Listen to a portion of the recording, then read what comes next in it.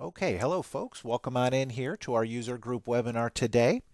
My name is Jim. I'm coming to you live on an overcast day here in Columbus, Ohio. We're going to be spending the next 20 minutes or so talking about collections in the accounts receivable portion of the accounting module, as well as printing accounts receivable statements for your clients to let them know about their bills or their payments with you. So again, we're going to be taking about 20 minutes to talk about this. Before we go ahead and get started, a quick word about your GoToWebinar control panel that everybody should have on your screen there. There is a small red button, usually in the upper left-hand corner of that control panel, that you can click to either minimize that control panel or maximize it. Minimizing it gives you a little bit more room on your display to see what we're talking about here in our presentation today. Maximizing it gives you access to the features of that control panel. Most importantly, the questions section here. If you're going to have specific questions about the topics that we're going to cover today, feel free to go ahead and type them in as we go.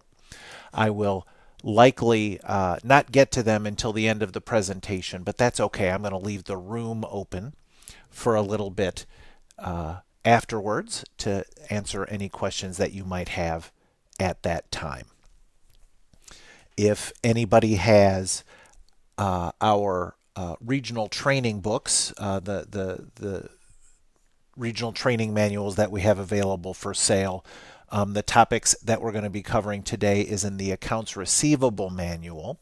We're going to be going from pages 10 to 15 in that book. Okay, so let's go ahead and get started here. Opening up accounting here. So at this point, for folks who are using the accounts receivable portion of our program, if you have created invoices for your clients, letting those folks know that they owe you for whatever your services that you're providing. Oftentimes it's like daycare for the most part for our churches that use the software.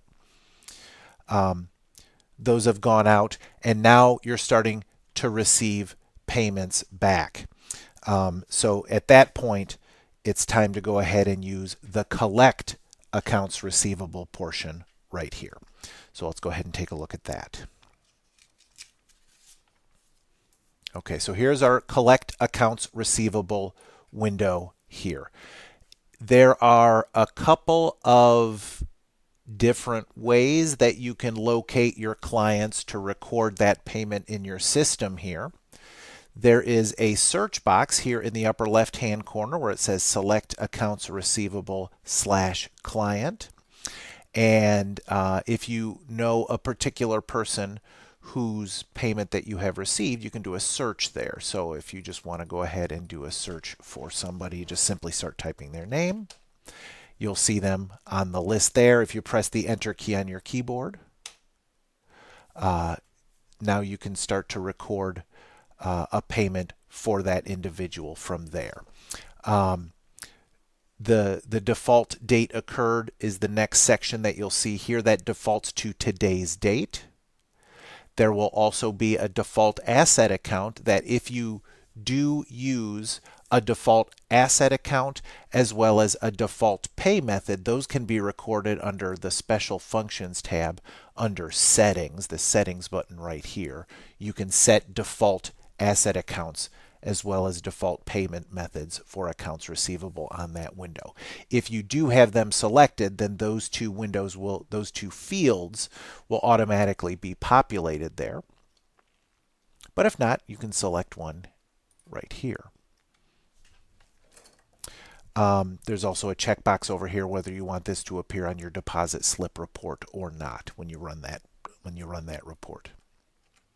Okay, the other way that you can find folks that you received payments from is using this quick collect button here in the upper right hand corner. There's a couple of different options that you can select from there. If you've entered your invoices into the system with today's date and you want to go ahead and record those payments immediately, you would select that collect invoices entered today. In this case, we're getting a message, we don't have any unpaid invoices that were posted today because I wasn't doing this today. The other options that you have, you can view all of your clients that have a balance, selecting this one here. And then if you have any outstanding invoices, you can select this one here. That's the one we're going to use for our presentation here today. When you click View Outstanding Invoices, it's going to give you a list of all the invoices that you have entered in the system that have not yet been marked as paid. So these are all of your unpaid invoices and the dates that they were entered. You'll see the clients listed in the middle column here, the amount of the balance, and any invoice numbers that you may have selected on here. So if you want to pay all of them, you simply can use the Select All button down here in the lower left-hand corner, and it will select everybody's name automatically. But if you've only got a couple of them in, you can select the folks whose checks you've received or whatever there. So I'm going to go ahead and select a couple of them here. I'm going to click the Create Collection button in the lower right-hand corner. And then it takes us to this window here, where it's going to show the date occurred of the collection transaction that you're about to post. It's going to show you the client listed under this column. Your default asset account will be here. And you'll see that payment method that you've selected up here at the top where it says default pay method listed there. So in order, you can record the check number that you received for those folks in the check or reference number column right here.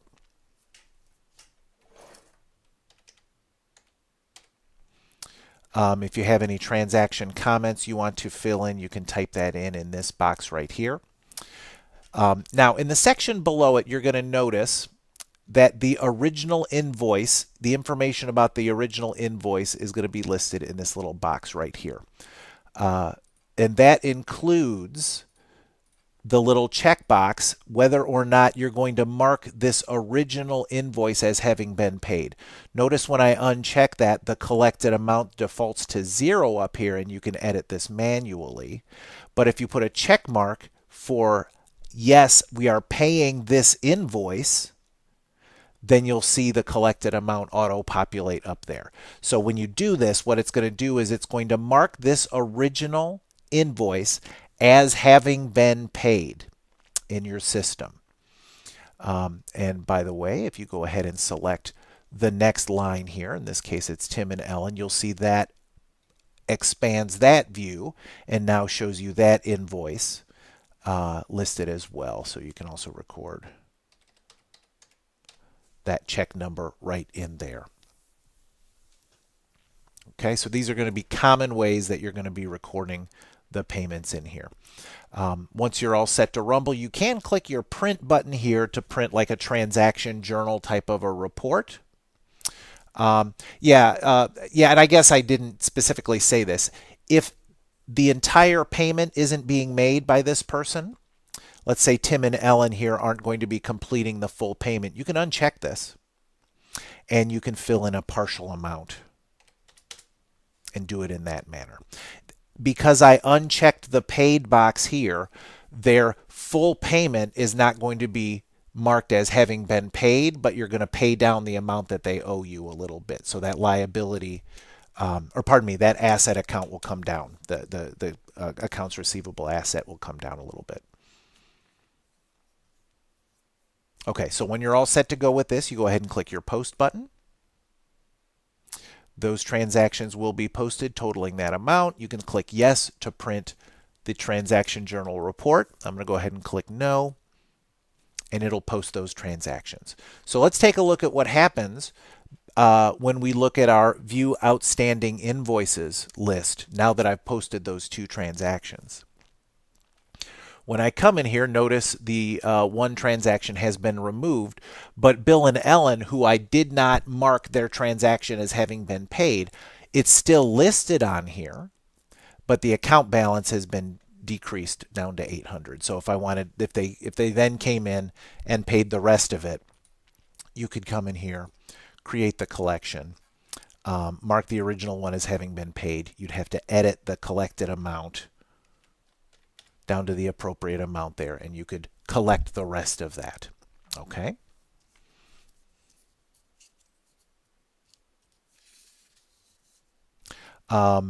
Yeah, and that partial payment does not. We'll take a look at our statement in a moment and see how that looks. Okay, so that is collecting accounts receivable. I think that's about all I need to talk about there. Pretty simple transaction that you've got on there. So you also have the other thing we want to talk about in our presentation here today is printing our accounts receivable statements.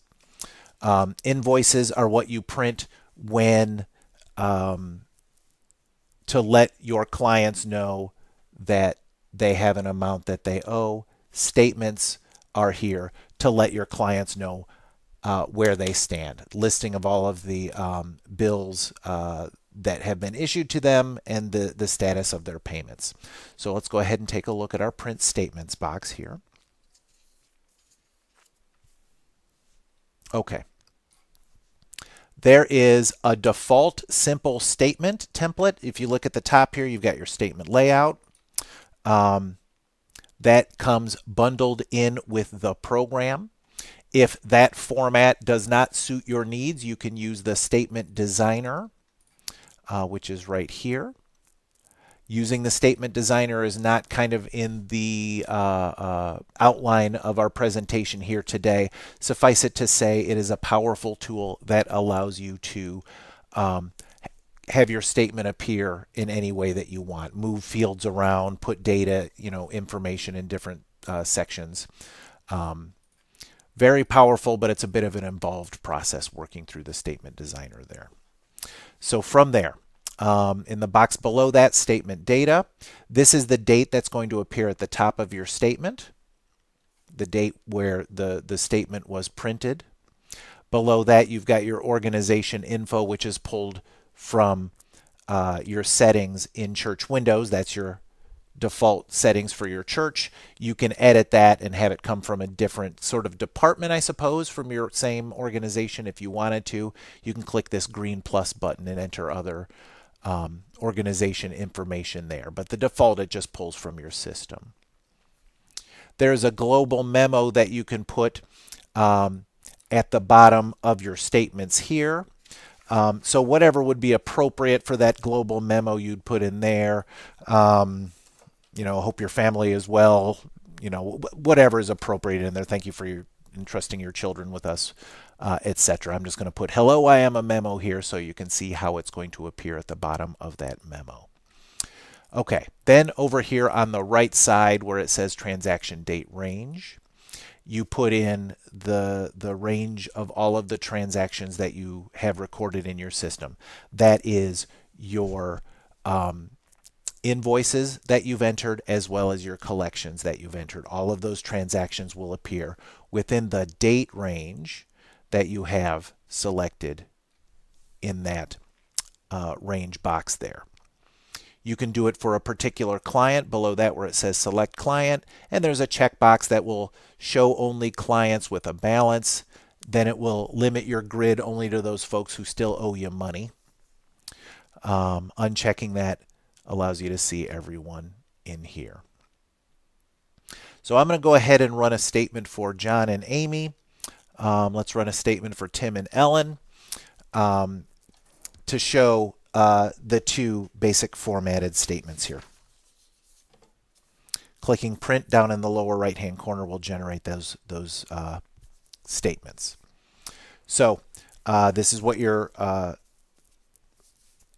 invoice looks like on here. So this is kind of what it looks like. So here is, it's going to show you at the top, first of all, there's your church information. Below that is the client's info listed in here.